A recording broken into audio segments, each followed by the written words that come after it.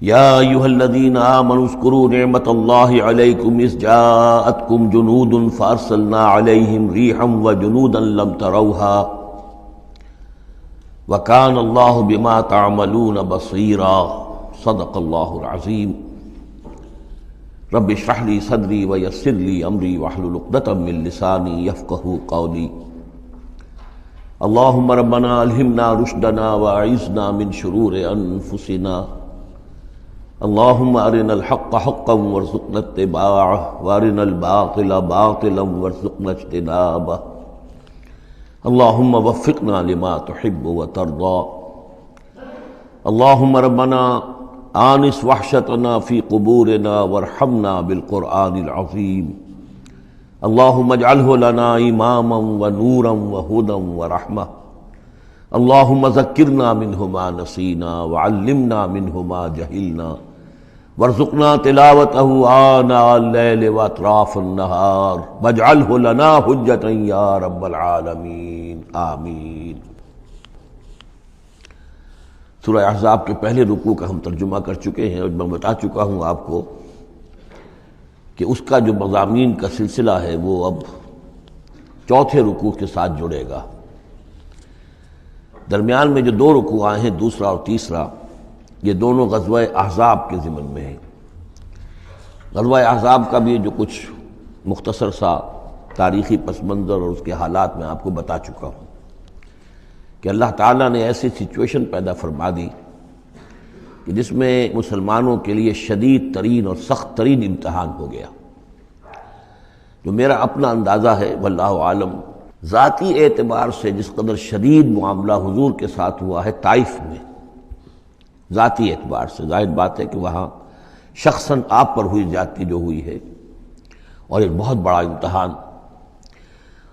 اجتماعی سطح پر مسلمانوں کے لیے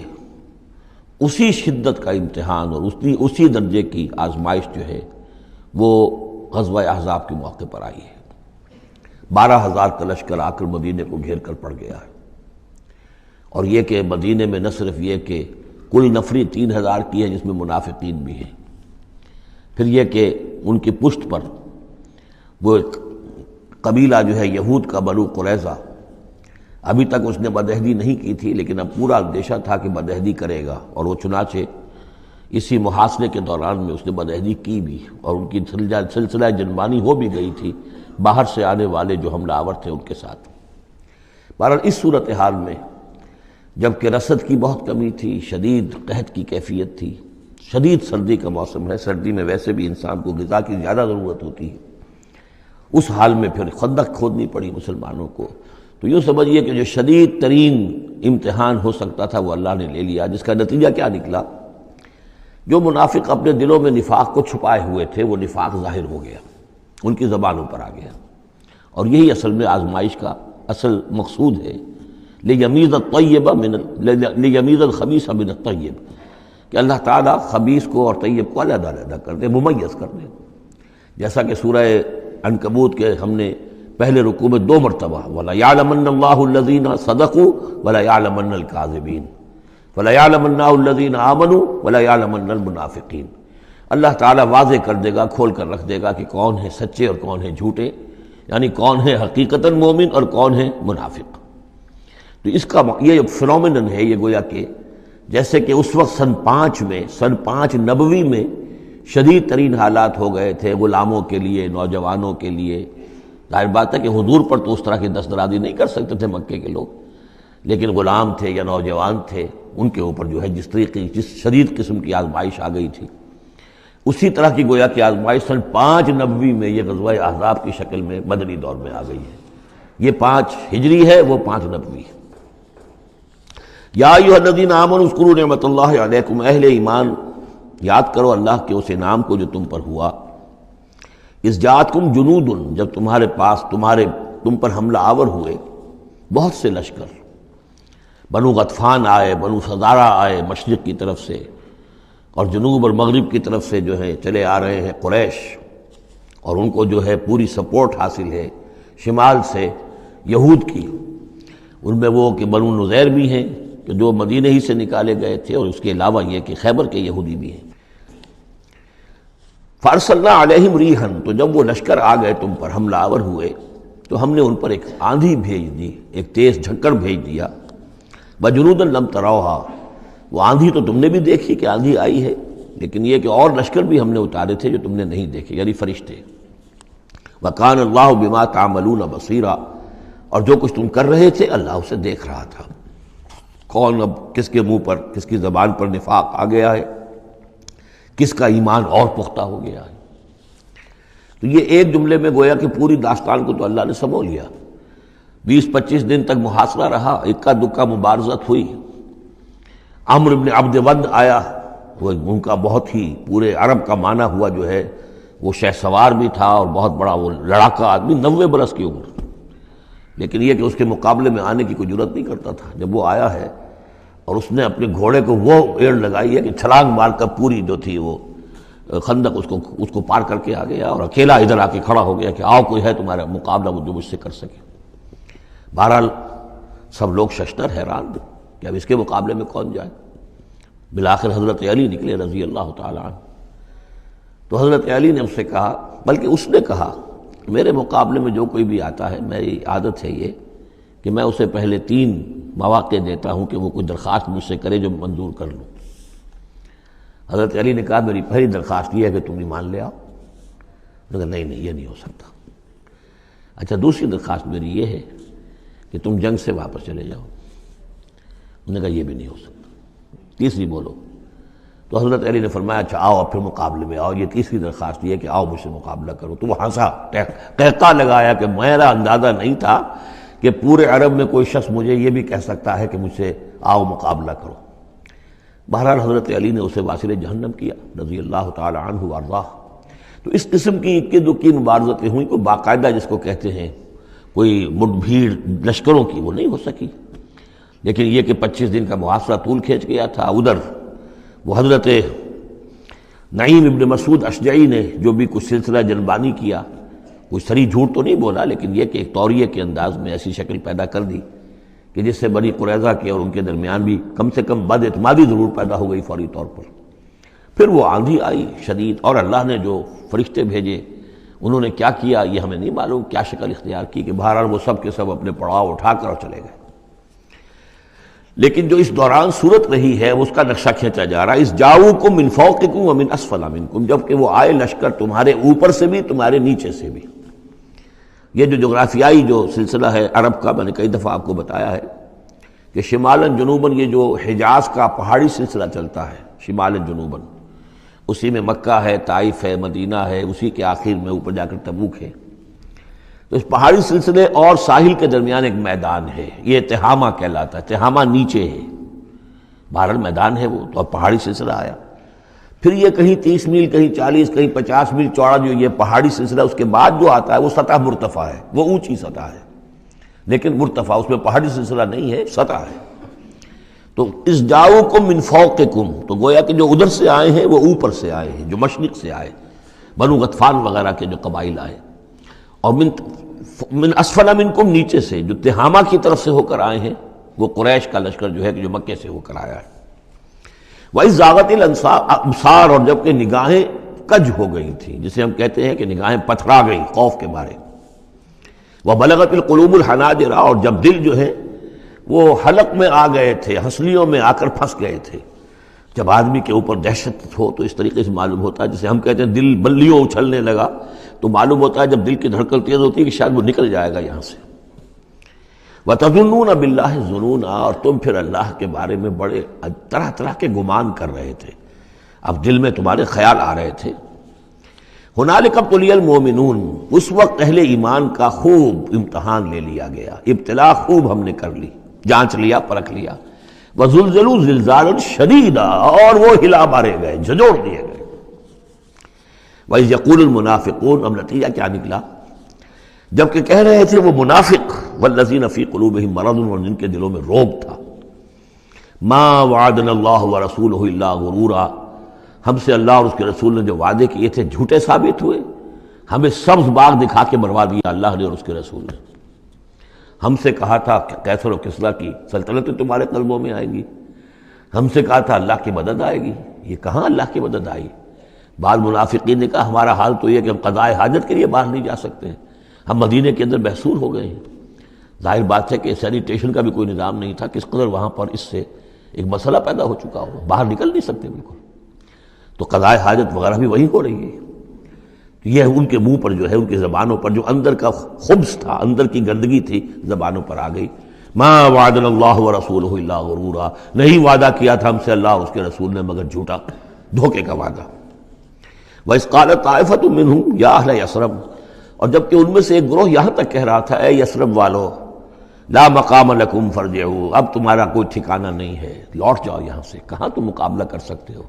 یہ 12,000 کا لشکر آ گیا، کوئی ممکن ہے، کوئی امکان تمہیں نظر آتا ہے؟ تو کسی طریقے سے کہیں سے بھاگنے کے لیے راستہ تلاش کرو۔ وَيَسْتَأْذِنُ فَرِيقٌ مِّنْهُمْ النَّبِيَّ، اور ان میں سے ایک گروہ جو ہے آ کر نبی سے اجازت طلب کر رہا تھا، یقولون ان بیوتنا عورا، اور وہ کہہ رہا تھا کہ ہمارے تو گھر کھلے پڑے ہوئے ہیں،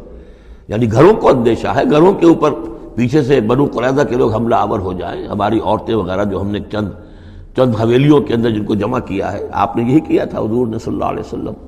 خواتین کو بچوں کو ایک ایسی جگہ پر کہ جہاں وہ وسطی علاقہ تھا مدینے کا، اور وہاں بڑی کوئی حویلی تھی اس میں جمع کر دیا تھا، تو اب وہ تو ہمیں تو اندیشہ ہے، ہمارے گھر خالی پڑے ہوئے ہیں، اس کے اوپر حملہ ہو سکتا ہے۔ وما ہی اب عورا، حالانکہ وہ نہیں کھلے پڑے ہوئے تھے، اللہ تعالیٰ نے اور اللہ کے رسول نے پہرے وغیرہ کا بندوبست کیا ہوا تھا۔ ان یریدون الا فرارا، حقیقت میں وہ فرار چاہتے تھے، بھاگنا چاہتے تھے، یہ تو بہانہ تھا جو بنا رہے تھے، اصل میں جنگ سے پیٹھ دکھا کر بھاگنا مقصود تھا۔ وَلَوْ دُخِلَتْ عَلَيْهِمْ مِنْ أَقْطَارِهَا، اور اگر کہیں داخلہ ہو ہی گیا ہوتا دشمن کا اس مدینے کے اندر اس کے چاروں طرف سے، ثُمَّ يُسْئِلُ الْفِتْنَةَ، اور پھر ان سے مطالبہ کیا جاتا فتنے کا، یعنی ارتداد کا۔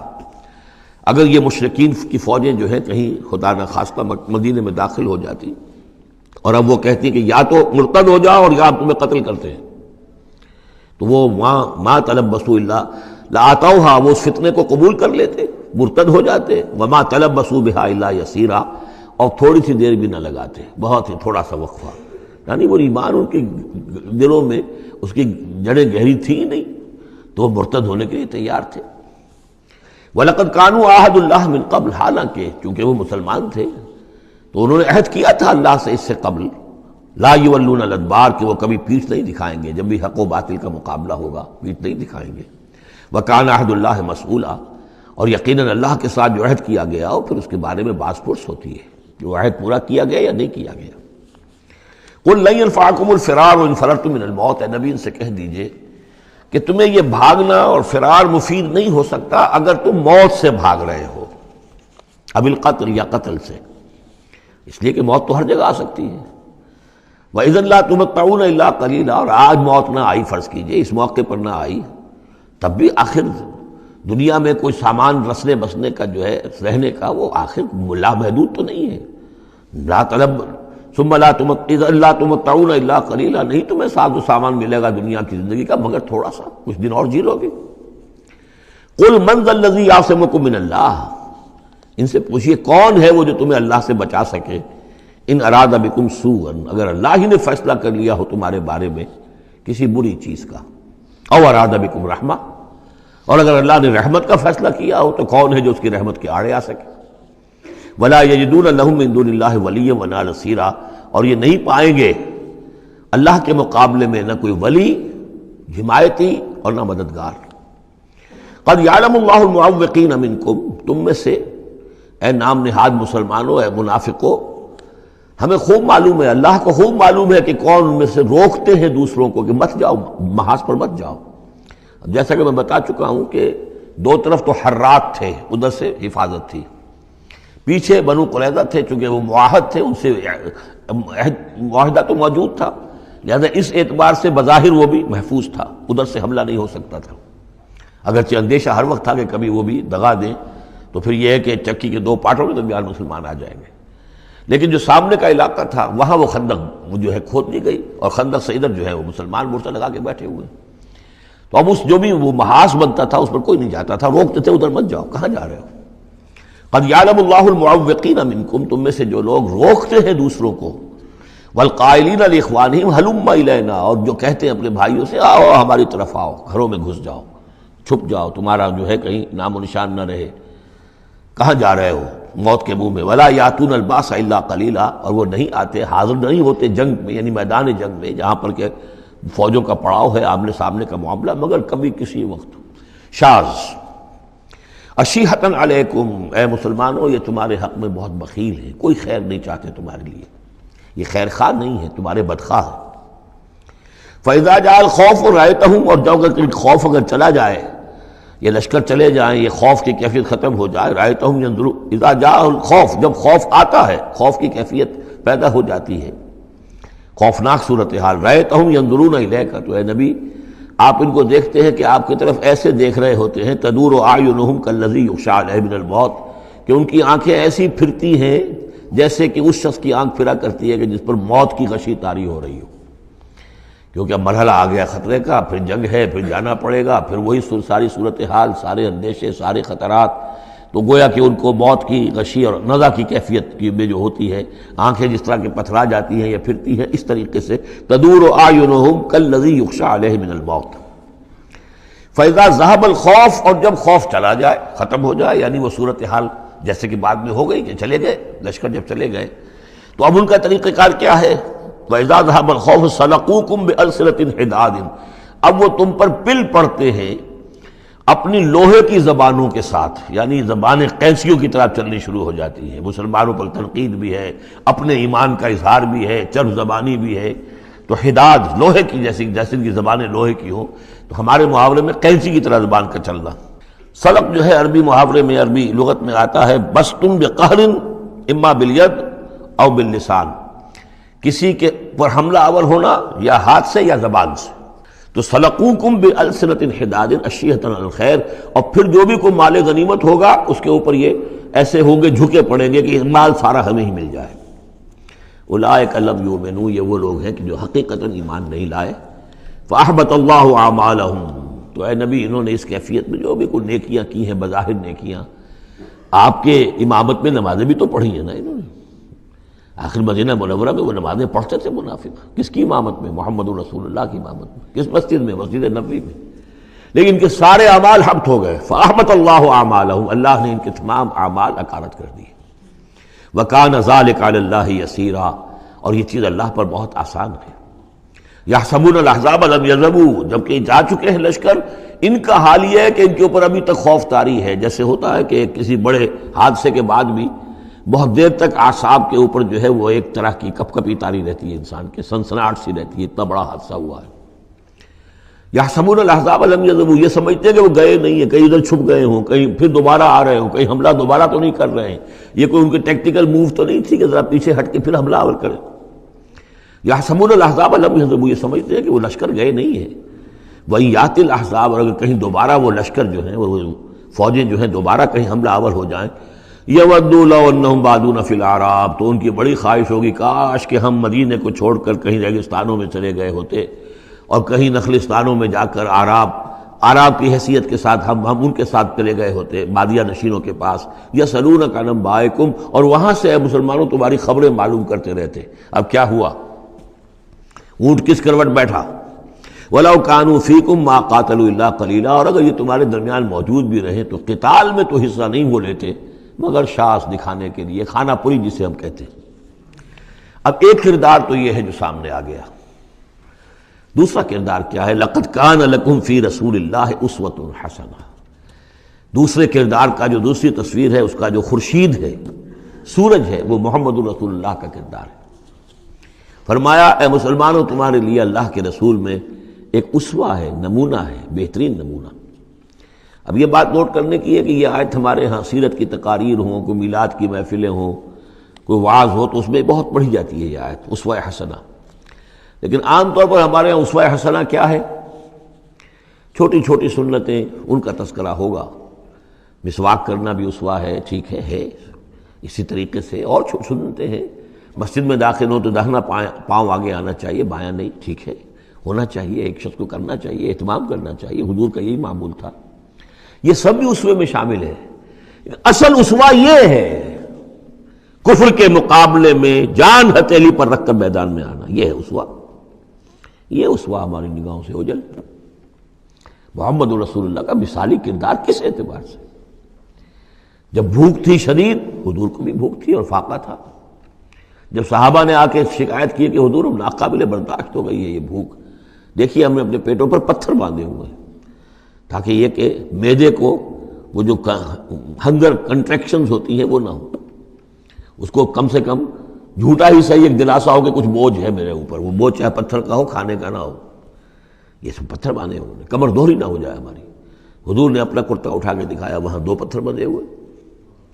اور اسی حال میں جب صحابہ کدالیں چلا رہے ہیں اور کھود رہے ہیں تو حضور جو ہے اپنے کندھے پر بڑے بڑے پتھر اٹھا کر لے جا کر اور باہر پھینک رہے ہیں۔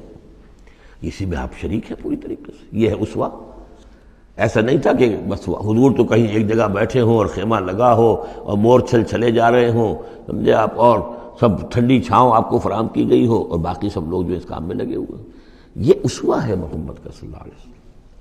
لقد کان لکم فی رسول اللہ اسوۃ حسنہ، اسی کو میں کہا کرتا ہوں جدید اصطلاح میں ایک ہے میکرو اکنامکس اور ایک ہے مائکرو اکنامکس۔ تو مائکرو سنت کو تو لوگ جانتے ہیں، یہ سنت ہے، یہ سنت ہے، اس میں سے بعض کے بارے میں بڑے جھگڑے بھی ہیں، رفع یدین سنت ہے یا نہیں ہے، لیکن میں اس مسئلے پر نہیں جا رہا ہوں۔ لیکن میکرو سنت جو ہے، سب سے بڑی سنت جو ہے، وہ تو یہ ہے کہ وحی کے آغاز کے بعد سے لے کر 40 برس کی عمر کے بعد سے لے کر حضور نے ایک لحظہ، ایک منٹ معاش کی جد و جہد میں صرف نہیں کیا۔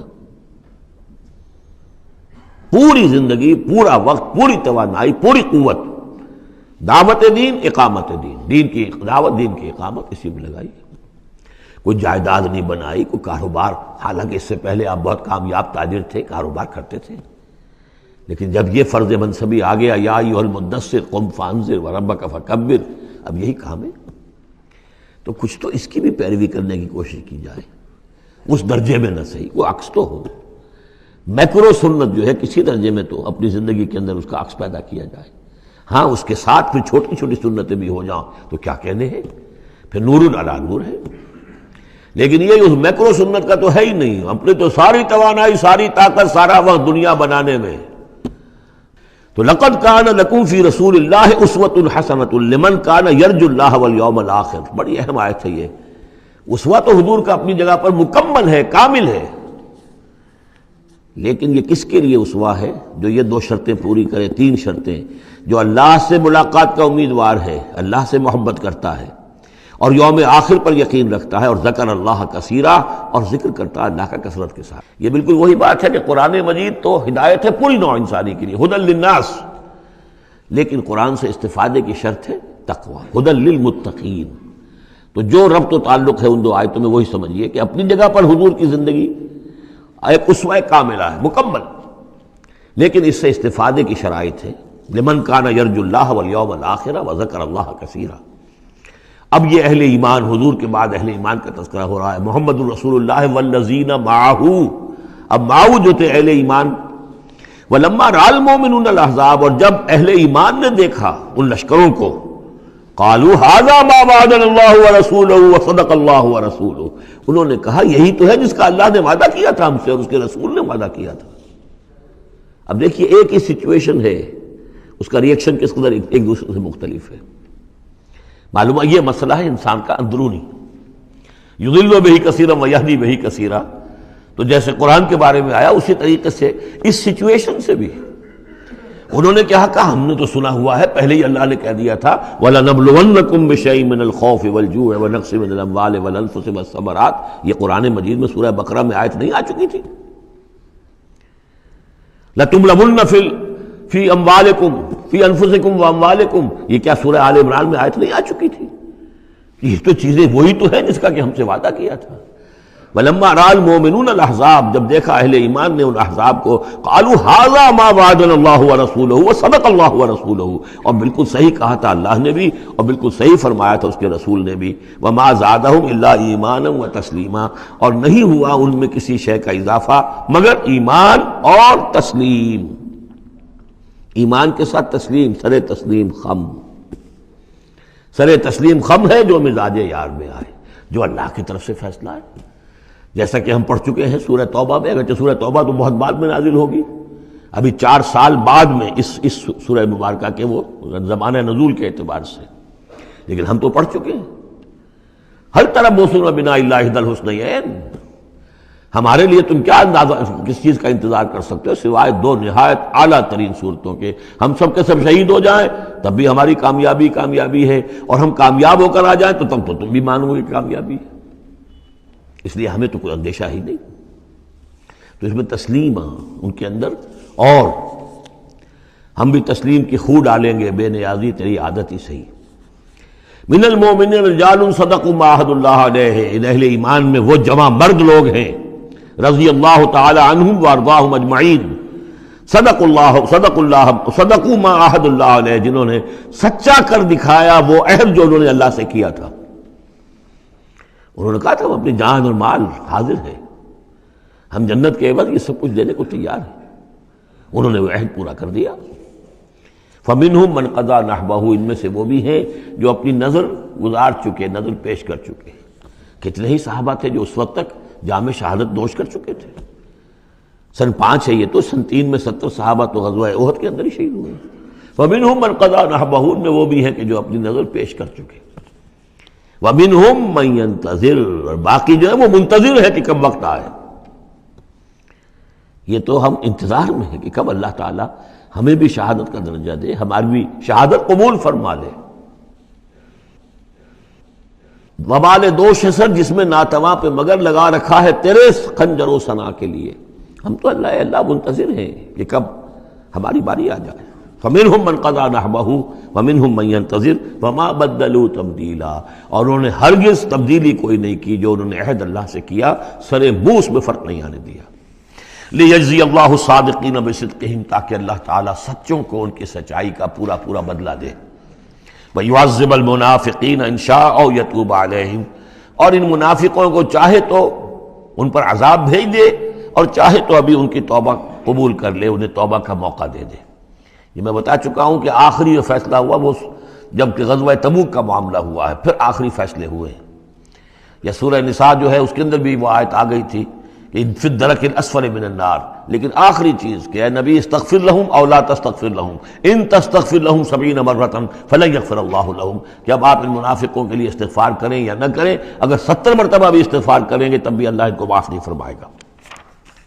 ان اللہ کان غفور الرحیم، یقینا اللہ غفور الرحیم ہے۔ ورد اللہ الذین کفروا، اللہ نے لوٹا دیا ان کافروں کو جو چڑھ کر آئے تھے بڑے شان و شوکت کے ساتھ،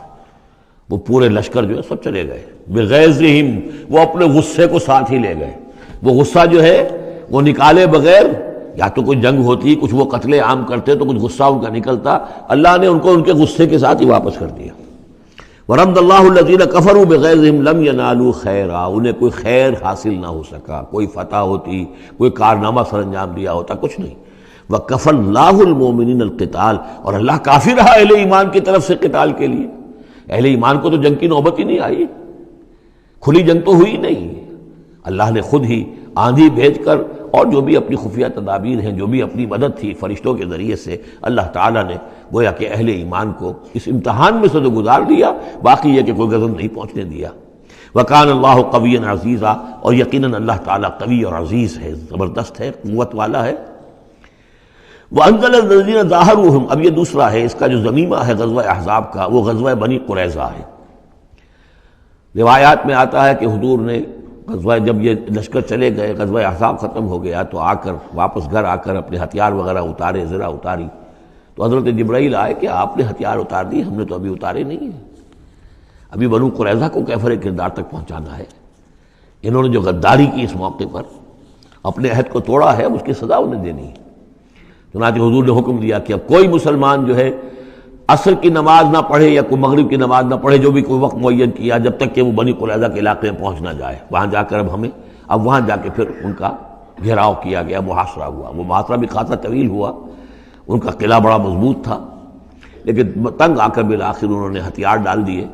اور یہ کہا کہ سعد بن معاذ جو رئیس اوس تھے اور ان کے حلیف تھے، اوس کے قبیلے کے ساتھ ان کی پرانی جو ہے وہ حلیفی تعلقات تھے، حلیفانہ تعلقات، کل جو وہ فیصلہ کر دیں گے ہمیں منظور ہوگا۔